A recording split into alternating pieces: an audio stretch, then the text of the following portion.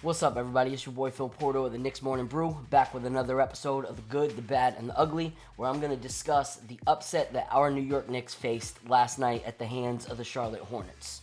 So I'll start with my good.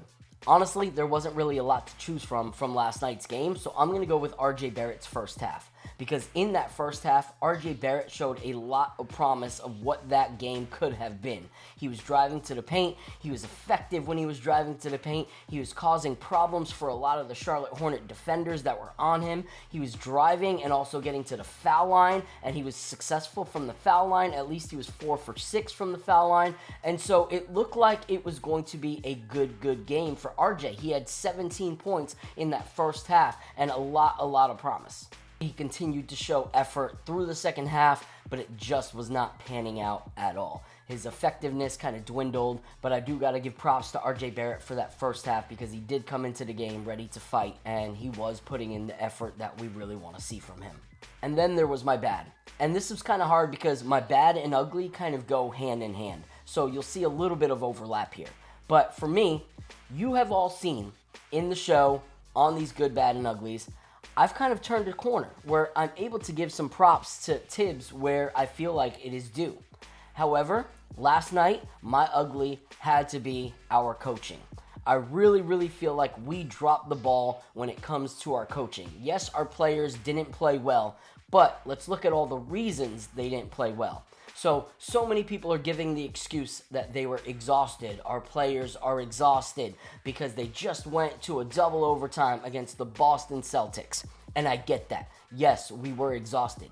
But that is not an excuse. That is when our coach has to figure out a better way. If it looks like our stars are not going to be able to compete because their bodies are falling apart, then find another way. We can't just say, our team's exhausted, we're going to take an L. Like, that's not how you do it.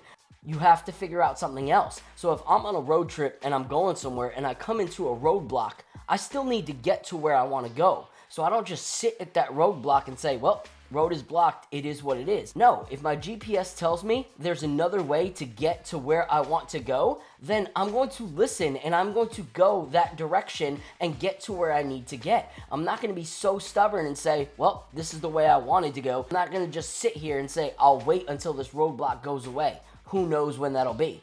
That doesn't make any sense. Yes, this 9-man rotation has been great. We have seen it work effectively. But if our team is exhausted, you know who wasn't exhausted? Sims, Fournier, Rose, McBride, Toppin.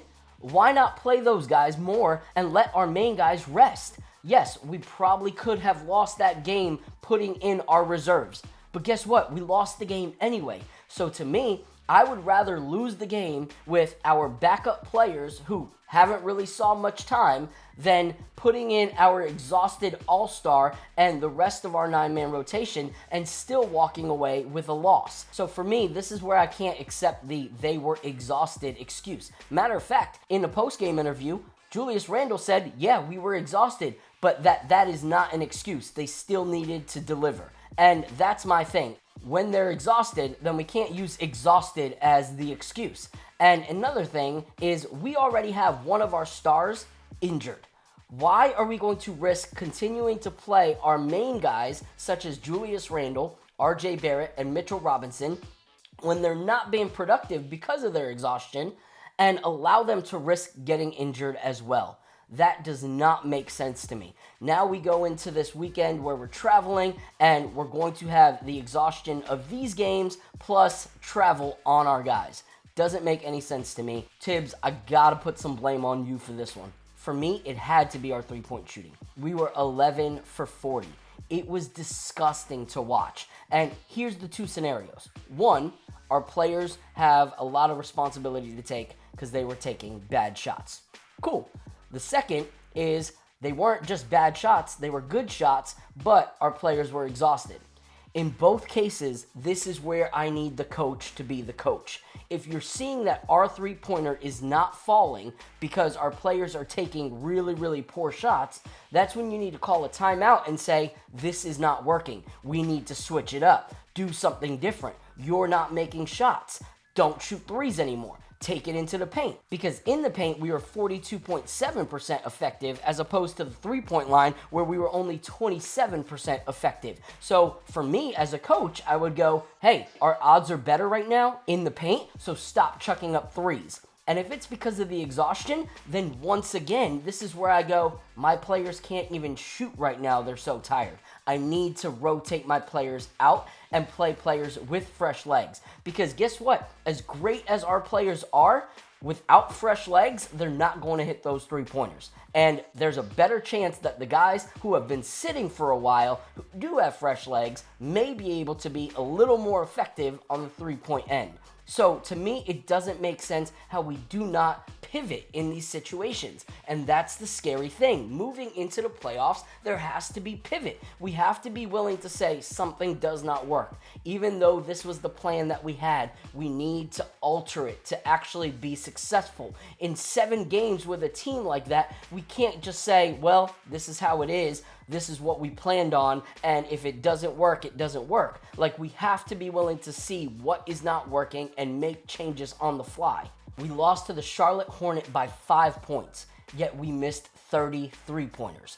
Of course we're going to lose to the Charlotte Hornets when we miss 30 three-pointers. We're going to lose to a lot of teams if we miss 30 three-pointers. So we need to fix things. We need to make in-game adjustments. Thibs, you've been doing well in other areas. In-game adjustments like this need to happen. Please. I don't want to be a hater, but I also want to see my team win, and games like this should not be lost because of exhaustion and lack of pivoting on the game plan.